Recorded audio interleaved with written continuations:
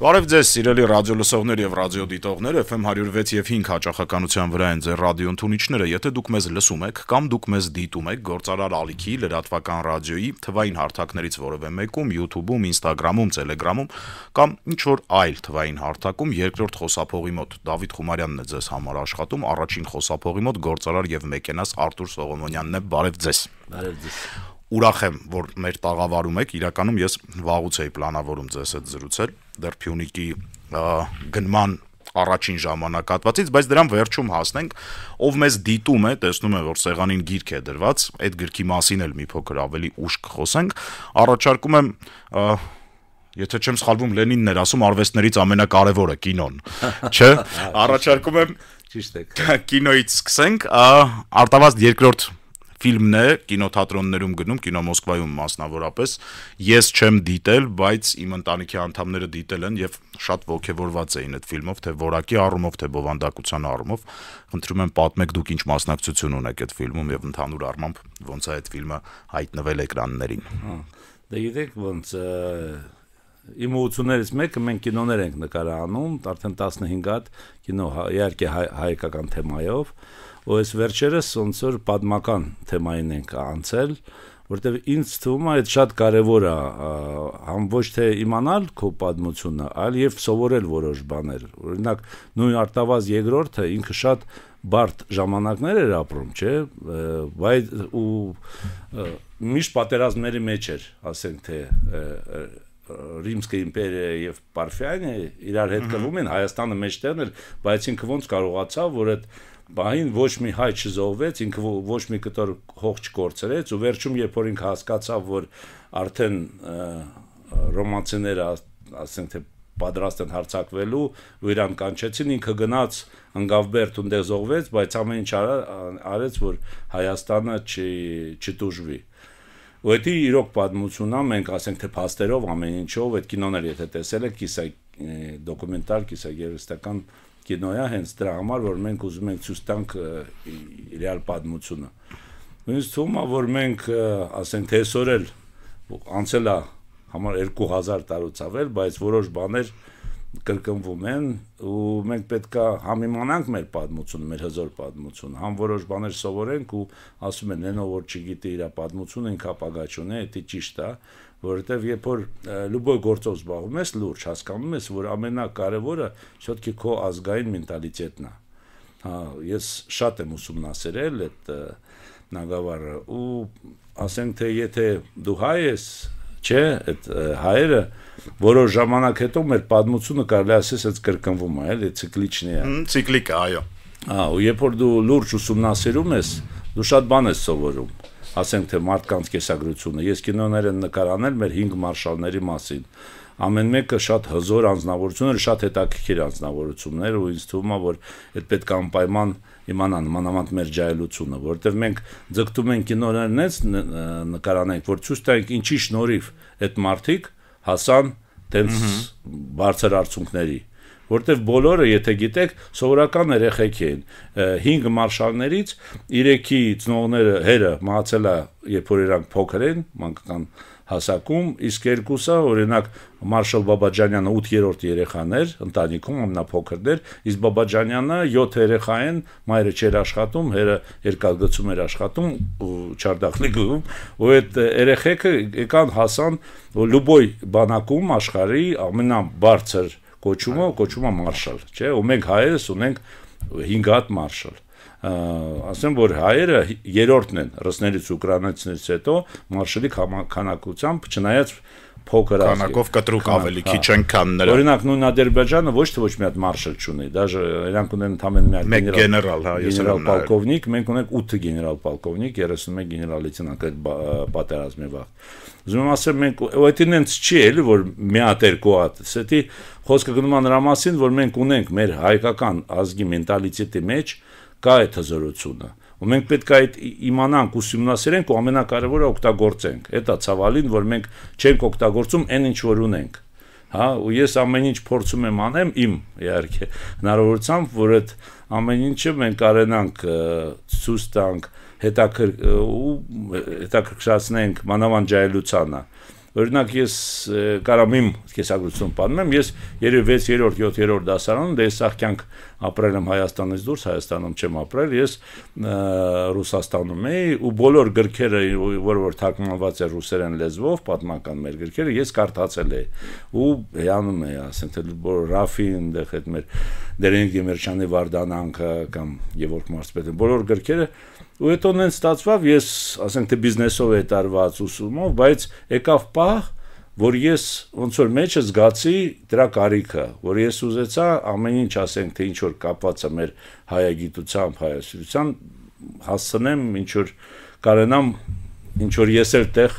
աշխատեմ, կարենամ կարգավորեմ ու նենց անեմ, որ մարդիկ դիտեն, նույն կինոներ կամ գրքեր, մենք գրքեր ենք հրատարակում մեծ քանակով մի քանի սերիա ունենք դրա մասին էլ այսօր կխոսանք, որովհետև գիրքները դուք ճիշտ ասեցիք, Լենինն էր ասում, սա մեկ լավն է։ Искусство для нас это кино։ Кино, հա, բայց գիրքը գիտեք ինչ հնարավոր, առաջինը գիրքը ավելի մեծ объем կարած դնես, հետո երկրորդ երբ որ մարդը կարդում է, ինքը իր ֆանտազիան է միացնում, ոնց որ ինքն է սկսում պատկերացնել, որտեղ ավելի հետաքրքիր է։ Իհարկե ցավոք սրտի այսօր այդքան շատ չեն կարդում, հիմա կա YouTube, կա կինոներ, ասենք թե ջահելություն ավելի շատ ընդեն, բայց դե մենք տեղել ենք իհարկե փորձում այդ ձևով իրանց ներգրավենք, բայց դե սկսում ենք գրքերից, որովհետև գրքերում մենք կարանք շատ փաստավոր չոր ինֆորմացիա տանք ու իմ կարծիքով այսօր Հայաստանը դրա մեծ կարիք ունի։ Ես համաձայն եմ, որ մենք իրականում պատմությունը վերաիմաստավորելու ու վերհիշելու կարիք ունենք։ Այս առաջի ֆիլմներ, որը կինոթատրոններում ցուցադրվեց, ճիշտ եմ հասկանում, այսինքն Հայաստանում, օրինակ Մարշալների մենք Ռուսաստանում շատ ենք ցույց տալիս, ու գիտեք շատ հաճելի է, որ հետո մարդիկ դուրս են գալիս, հարգելով հայերին, մեր Մարշալն նույն Իսակովին, երբ որ մենք ցուցադրեցինք, պրեմիերան Սանտ Պետերբուրգ անցավ, Լենինգրադ առաջվա ու շատ զինվորային կային գեներալիտետ ու դուրս են գալիս ասում են գիտեք մենք չգիտեինք որ ինքը հայ էր էլի ու մեր համար էդի նորություններ բայց ինքը ոչ թե միան հայ էր ինքը շատ հայրենասեր հայ էր այդ գիրքը մենք իր մասին շատ լավ գիրք ենք հրատարակել կարելի է կարդալ ու տեսնել ինքը ինչքան հայրենասեր մարդ էր շատ ու ես համոզված եմ որ ամեն հզոր ասեն անձնավորությունը ինքը իր մեջի այդ ազգային ոնց ասեմ մենտալիտետը ինքը շատ ագնահատում էլ ինքը հասկանում որ դրա շնորհիվ ինքը դարձավ տենց ինչ որ դարձավ նաև դրա շնորհիվ դարձավ իր ազգային դիմագծերի Արտավազդ երկրորդը կինո Մոսկվայում կա նախորդող ֆիլմերը կան համացանցում հնարավոր է ինտերնետով նայել մարդիկ կլսեն կուզենան կա հայասա օրինակ ունենք մենք կանալ, YouTube կանալ, հա։ Հիմի պայմանավորում ենք, որ ասեն հայկական կանալներն ցույց տան, որտեվ ես էլի կրկնեմ, ինձ թվում է մարշալների կենսագրությունը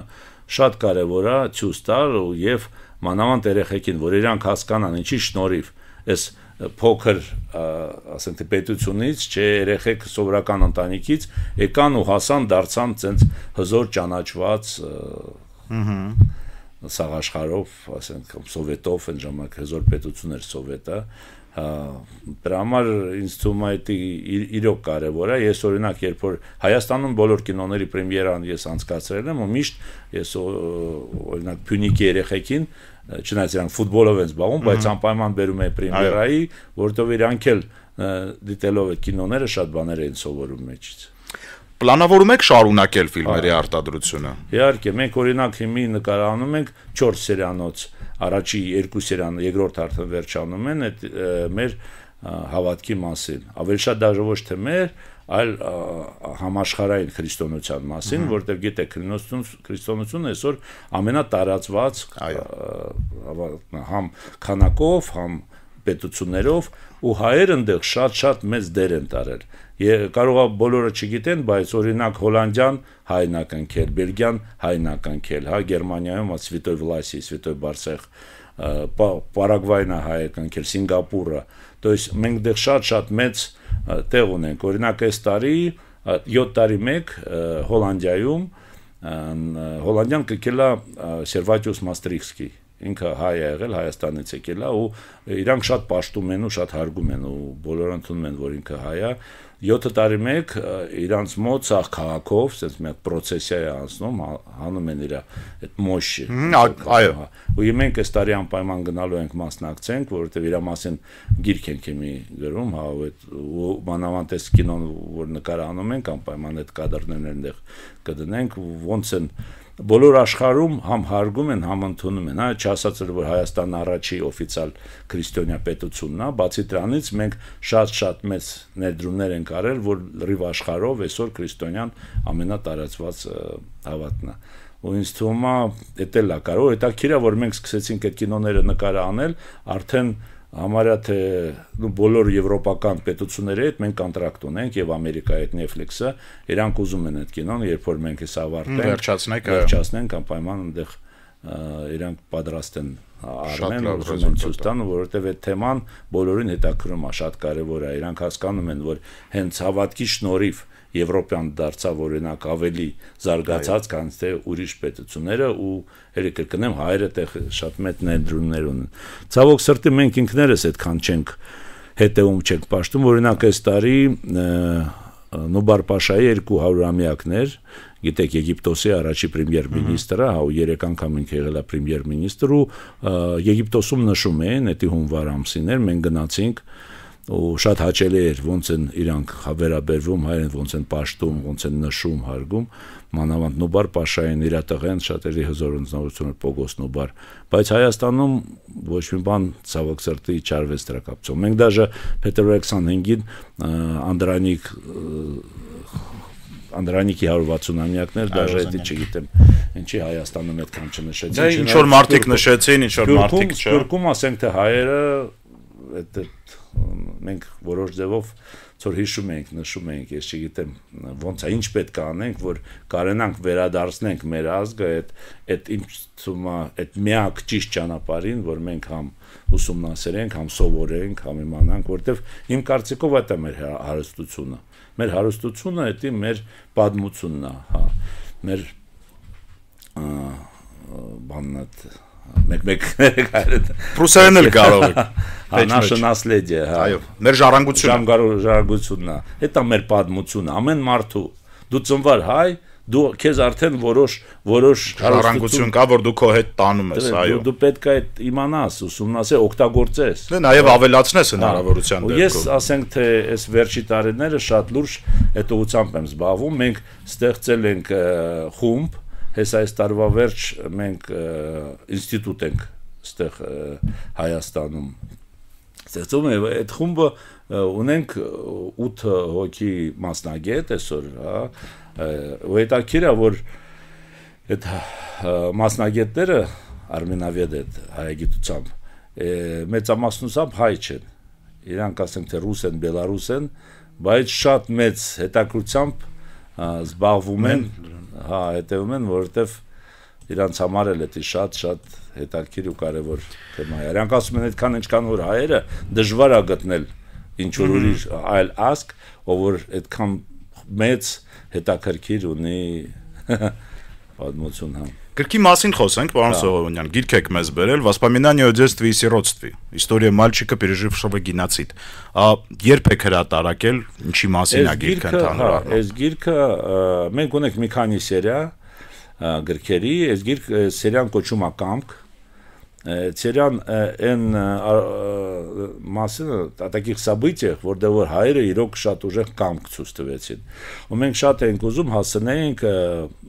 Եղեռնի 110-ամյակին ու հասցրեցինք ամսի 22-ին Մոսկվայում շատ լավ շնորհանդես եղավ այս գրքի։ Այս գիրքը մեր որբերի մասին է։ Եթե գիտեք, Եղեռնից հետո թուրքերը սկզբից ոչնչացնում էին հայերին բոլորովին, բայց հետո որոշեցին փոքր երեխեքին հավաքեն ու դարձնեն յանիչար, որ իրանք ծառայեն թուրքերին, ու բացել են մոտ 20 մանկատներ։ Ամենամեծը գտնվում էր Անտուրայում, Լիբանանայում, այնտեղ 1100-ից 1200 երեխա կար։ Շատերը հայ էին, այնտեղ կային եւ քուրդ, բայց 1000-ից ավել հայ երեխեք էին։ Ու 5-ից 10 տարեկան, 10 մինչև 11, то есть փոքր հասակ երեխեք են։ Ու գիտեք ամենազարմանալին ինչն է, այդ 1100 երեխուց ընդամենը մեկը կրոնը փոխեց։ То есть իրանք արգելում էին հայերեն խոսալ, անուններ են դրել թուրքական, որ իրանք միան այդ թուրքական անուններ իրավունք ունեն։ Երեխեքը պայքարում էին, կռվում էին, մեռնում էին, սովից էին մեռնում, բայց կրոնը չէին փոխում։ Այդ 1100 երեխուց ընդամենը մեկը կրոնը փոխեց ու Գառնիկ Բանյանը ինքը անցավ ինքը այդ մանկատոնը անցել է, մնաց Լիբանանում, հետո դարձավ հայտնի գրող, որ իր արդեն կյանքի կարելի է վերջին ինքը գրեց այս գիրքը, իր այս շոուությունները, այս գիրքը հրատարակվել է մի քանի անգամ Ֆրանսիայում, Ամերիկայում, այս վերջի անգամ 2015 թվականին Ստենֆորդի ունիվերսիտետը 15000 տիրաժով դա հրատարակել է եւ տարածվել է, ու իրանց հետաքրքրում էր ոնց է երեխեքը 5-ից 10 տարեկան ով որ անցել է այդպես ջջբախտություն, իրանք միանգամից հասունանում են։ То есть թուրքերը իրանք վախացնում են, իրանք չէին վախենում։ Իրանք մեջ վախ չկար։ Իրանք պատասխանում են, իրանք կռվում են։ Գիտեք, ես իհարկե մի քիչ ծանր է երևի այդ գիրքը կարդացում, բայց երբ որ կարդում ես այդ գիրքը, ես կարդացել եմ իհարկե, չէ՞, ու սենց ոնց որ մեջը բան առաջ հասկանում ես, եթե մեր երեխեքը սենց կամք ունեն, էլի, մենք չպիտի, մենք պետք է որոշ բաներ համիմանանք, համ սովորենք, այս գիրքը նենց է, որ կեսը գրքի զուտ իրա հուշերնա, իսկ կեսը նաուչնա ռեդակտուրա, որտեղ որ մենք փաստերով ապացուցում ենք, որ ամեն ինչ որ ստեղ գրված է, այո, իրականում տեղի է ունեցել փաստացի։ Տեղի է ունեցել նկարներով, փաստերով, իմ համար ինձ թվում է, որ դա շատ կարևոր է։ Մենք հիմա աշխատում ենք այս գիրքը եւ հայերեն, այս երկրորդ տարվա կեսին մենք անպայման կտպենք ու կտարածենք Հայաստանում, որտեղ ինձ թվում է, որ իմ համար զարմանալի է, որ ոչ Հայաստանում, ոչ Ռուսաստանում այդ գիրքը չի տպվել։ Դաժե Թուրքիայում են իրանք լուսատեսել, իսկ Հայաստանում չէ։ Հիմի հաջորդ գիրքը դրանց հետո դուրս է գալու Այնթապի ինքնապաշտպանը եւ Վանի ինքնապաշտպանությունը։ Դեղ էր զարմանալի հզոր բաներ ա կատարվել, ոնց են մեր, ասենք թե նույն Վանում թուրքերը 100 անգամ ավելի շատ էին, այդքան ստե այդ գյուղի ապրողները ու չէին կարող ոչ մի բան անեն։ Գեղացիները մի գեշերվա մեջ պատ էին կառուցում։ Երեխեքը այդ որ կրակում են, իրանք հավաքում են, մեկ-մեկ դաժե պայթում են բաների վրա, որ ռումբերը, որ կարենան ինչ-որ բանով պատասխանեն, օրինակ գյուղա պետի տղեն ինքը այդ երեխեքի ղեկավարն էր, то есть այդ գյուղապետը իր երեխուն 14 տարեկան ուղարկել էր ու ինքը այդ ամեն ինչը ինքն էր կրկնում։ Դա ռեալ պատմություններ են, ես ուզում եմ, որ այսօրվա ժողովուրդն էլ կարդա, իմանա ու ոչ միայն Հայաստանում։ Օրինակ այս գիրքը մենք տարածում ենք Ռուսաստանում ու արդեն շատ արձագանք ենք ստացել հենց ռուսներից, որ կարդացել ասում են, սենց կարդում ես, հեանում ես, էլ այդ ոնց է, ինչ կամք ունեն այդտեղ։ Նույն Գառնիկ Բանյանը 5 տարեկան էր այդ պահին ու իրան Ախմեդ անուն էին դրել ու թուրքերը ասում են գալիս են անունդ ոնց ասում էր Գառնիկ։ Իրան ծեծում էին, ինքն գնում էր հիվանդանոց, մյուս անգամ գալիս են ասում են անունդ ոնց ասում էր Գառնիկ։ 5 տարեկան երեխա զարմանալի։ Ոչ միայն այս գիրքը, մենք շատ գիրքեր ենք հրատարակում, ունենք սերիա մենք հզոր հայերի մասին, ասենք թե անձնավորությունների մասին, որ էլի հասել է շատ ճանաչված է։ Օրինակ հեսա դուրս է գալու Լորիս Մելեկովի մասին մենք արդեն տպել ենք Մարշալ Բագրամյանի եւ Իսակովի մասին գրքերը, Նոբար Պաշանա դուրս գալու Սերգեյ Պարաջանով, տարբեր բնագավառներ։ Կա վաճառքում, պարոն Սողոմյան։ Հա, Վայլբերեսում մենք վաճառում ենք, ստեղ booking ցանցի հետ մենք դոգովոր ունենք, ու այս գրքերը ես բերել եմ Ռուսաստանից, մենք ստեղ կտարածենք ու հասանելիություն կլինի մարդիկ, ով ցանկանում է կարողանա ձեռք բերել։ Վայլբերեսում այսօր կա, կարելի է պատվիրել, ստանալ։ Ու հայերեն էլ մենք կթարգմանենք, ես ասեմ, ես օրինակ շատ մեծ հաճույք ստացա, երբ որ չնայած մի իհարկե տեղ ծանր է կարդացում, կարդում ես, տեսնում ես արդյունքները թափում են, դաժե չես հասկանում ոնց է դա, բայց վերջում այդ իրանց կամքը, այդ երեխեքի ոնց որ դու հասկանում ես, որ այդ գիրքը կամքի մասին է, ոչ թե ջրբախտության մասին։ Պարոն Սողոմյան, ձեր գործունեության մի դրվագից էլ կուզեի խոսենք։ Ես ձեր հրապարակային ելույթները առաջին անգամ լսել եմ նույնիսկ մինչև ձեր Փյունիկի ձեռքբերումը, ես լսել եմ ռուսական ֆեդերալ հեռուստաալիքներից մեկում մի հաղորդման ընթացքում Լուսահոգի Արմեն Ջիգարխանյանի մասին։ Հետո երբ կարդացի, տեսա, որ դուք Ջիգարխանյանի թատրոնի ընկերն եք, հովանավորն եք եղել երկար տարիներ, երևի հիմա էլ չգիտեմ թատրոնը կա թե չկա։ Կուզեի մի փոքր այդ этаպից պատմեիք Ջիգարխանյանի այդ ընկերությունից, թատրոնի մասին, ինչ վիճակում է հիմա թատրոնը, ընդհանուր առմամբ թատրոնը կա չկա եւ մեր մեծ հայի ժառանգությունը Ռուսաստանում ինչ վիճակում է, նկատի ունեմ թատրոնը գործում է, չի գործում։ Հա, գիտեք, կարելի ասել իհարկե իմ կյանքում շատ բախտս բերեց, նույն Արմեն Բարիշչի հետ մենք իրոք շատ մոտերիմ էինք, ոնց որ ես իրան որպես հայր էի ընդունում, ու մենք շատ ինքն էլ ինձ, գիտեք, շատ բաներ սովորացրեց, օրինակ ինքը միշտ հիշում էր Գարսիա Մարկեսի խոսքերը, որը որ 80 անց ասեց, որ երբ որ ես լքեցի իմ հայրենիքից, իմ կյանքում չկատարվեց ոչ մի բան ավելի, ոնց ասում, более значительно, ավելի կարևոր, ավելի նշանակալից, հա։ Չնայած ինքը 18 տարեկան լքել է իր հայրենիքից ու հետո դարձավ Նոբելյան, դարձավ շատ հայտնի գրող, հա, բայց ասեց ամենակարևորը նույնն էլ ինձ Արմեն Բարիշն էր ասում, գիտես ինչքան ես ավելի մեծ հասակով եմ, այնքան ավելի շատ եմ իմ արմատները զգում։ Իհարկե նույն Ռուսաստանում իրան ճանաչելով, իրան շատ են սիրում, ինքը շատ նենց հզոր անձնավորություն, շատ աշխատասեր, զարմանալի շատ խորը մտածող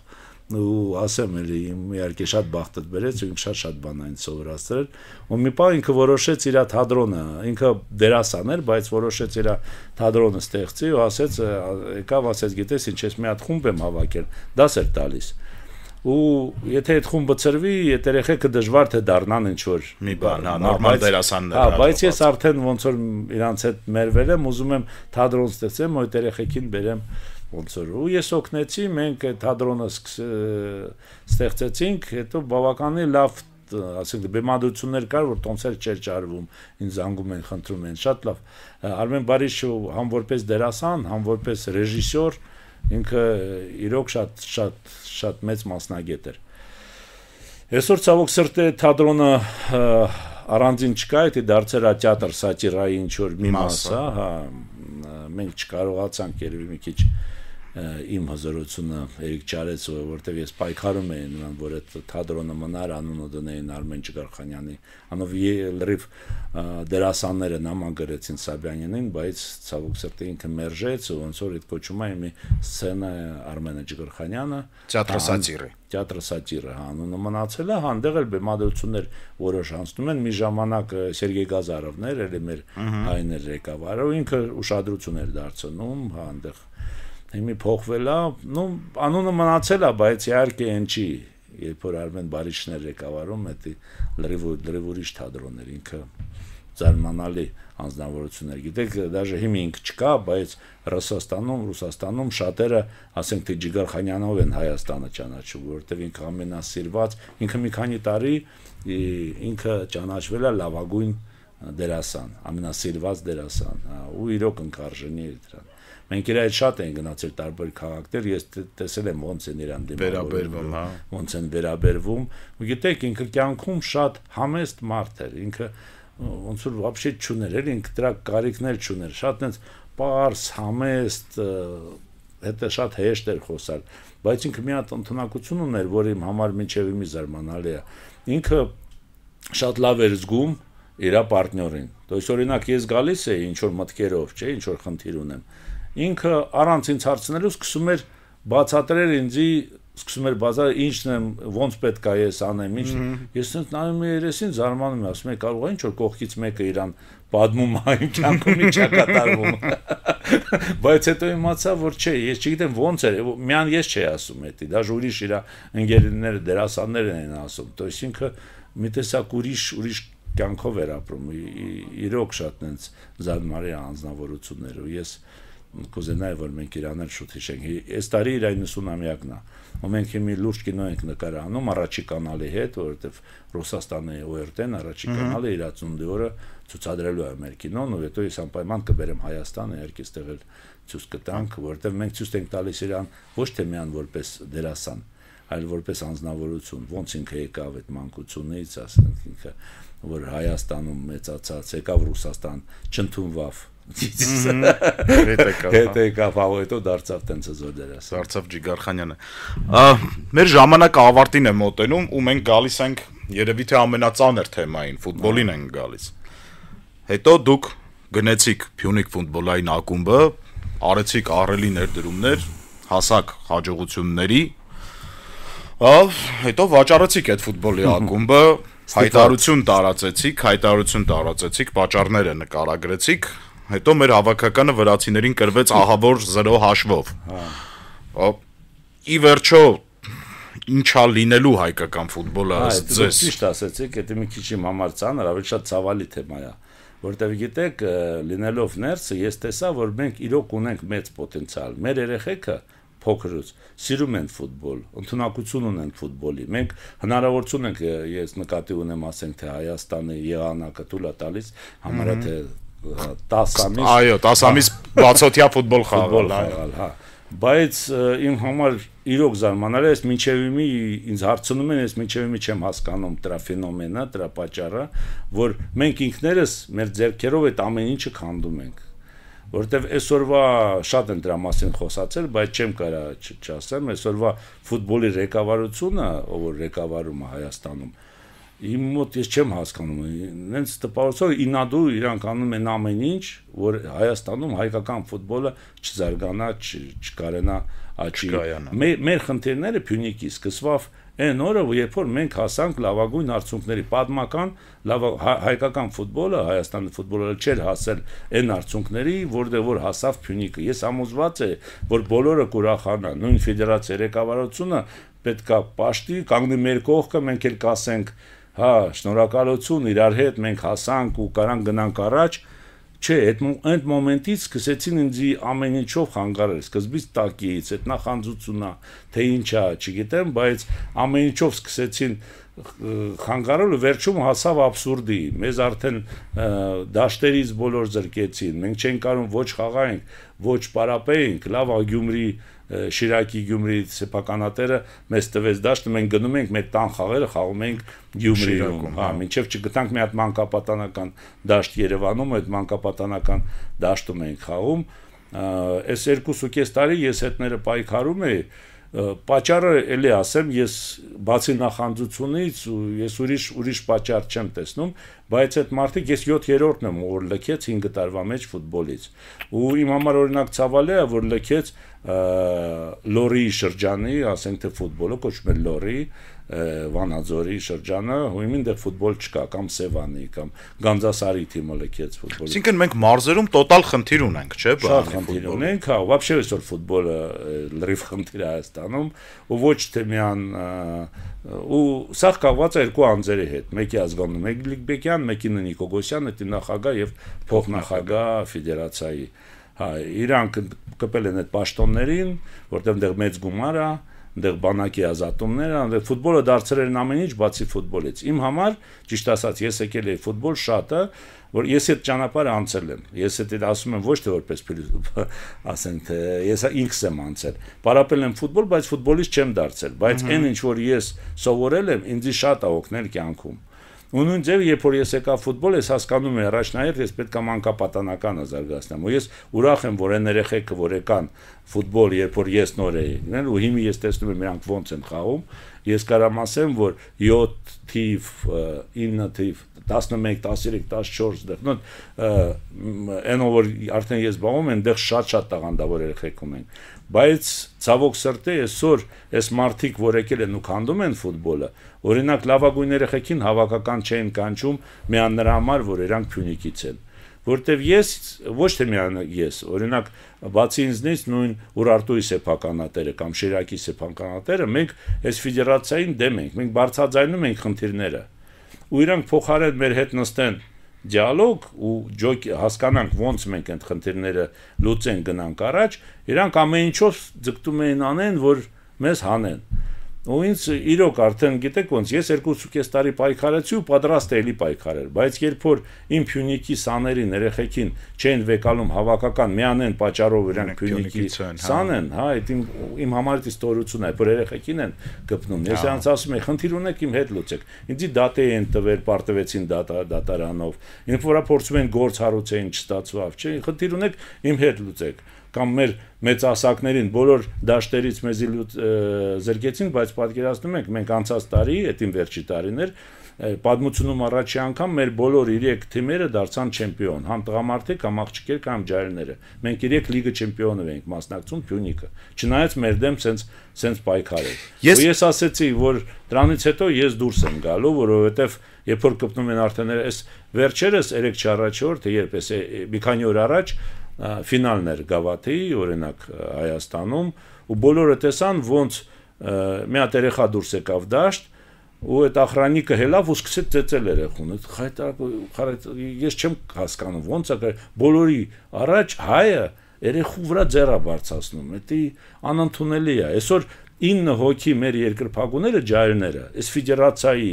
բանով իրանք դիմել են ոստիկանություն, իրանց վրա գործ են առուցել այդ երեխեքի վրա, միանրամար, որ երեխեքը պահանջում են, եկեք պատասխան տվեք, ոնց ենք մենք պարտվում Վրաստանին 9-1 հաշվով։ Այո։ Ու դուք հրաժարական չեք տալիս։ Մի հատ բացատրեք, որտեվ նույն Վանեցյանը իրանցից առաջ 9-1 պարտվեցինք իտալիացիներին, մարդը հրաժարական գրեց, դուրս եկավ, ինքնասիրություն ուներ։ Սրանք չգիտեն ինքնասիրություն, ինչ բան է։ Հա, ու այսօր իմ համար ցավալին առաջերն է, որ շատերը անտարբեր են, չի կարելի անտարբեր լինել։ Այսօր մենք պետքա դրա մասին խոսանք, հա։ Ու չնայած ես ֆուտբոլից դուրս եմ եկել պրոֆեսիոնալ, չնայած մանկապատանականը պահել եմ մինչև 12 տարեկան, ու էլի կպահեմ, բայց պրոֆեսիոնալ ես համարում եմ, մինչև այս մարդիկ ղեկավարում են, այդ ֆուտբոլ չկա Հայաստանում համարյա թե, հա, այսօր այնտեղ ստավկի կա, այնտեղ ես բանակից ազատում, այնտեղ մրցավարներն են խայտարակ ձևով վարում, օրինակ Շիրակ Նոա ինձ երկրպագուները ուղարկել են, ես նայեցի այդ խաղը 3 հատ պենալ նշանակեց, 3-ն էլ շատ կասկածելի, երևում է թե ստավկային դրել, թե Նոային օգնում չգիտեմ, բայց դա չի կարել էլի, այդ ֆուտբոլը անհետաքրքիր է։ Երբ որ նայում ես այսօրվա խաղերը, դուք ճիշտ եք ասում, չի հետաքրում, ու ես համոզված եմ, որ ֆուտբոլի հետաքրքրությունը գնալով ընկնում է, որտեվ նայում ես Դե եթե այս ռեզուլտատներով իհարկե։ Բացի ռեզուլտատներով բոլորը հասկանում են, դեռ արդար պայքար չկա։ Եթե դու ֆուտբոլասեր ես, կնայես Եվրոպայի, Իտալիայի առաջնությունը, այնտեղ մեր հենոնա հազար խաղում, կամ Իսպանիայի, կամ Հոլանդիայի, կամ Անգլիայի հաճույք կստանաս։ Հայաստանի առաջնությունը այսօր կարելի ասել մեռնում է կամաց։ Իմ համար դա իրոք ցավ է, որտեղ մի կողմից ես տեսնում եմ պոտենցիալը մեր առաջնահերթ երեխեքի։ Մենք կարանք ամեն տարի, եթե ոչ հենո, բայց հենոին մոտիկ ֆուտբոլիստ տանք մի քանի հատ։ Ու մյուս կողմից ես տեսնում եմ ոնց էս ղեկավարները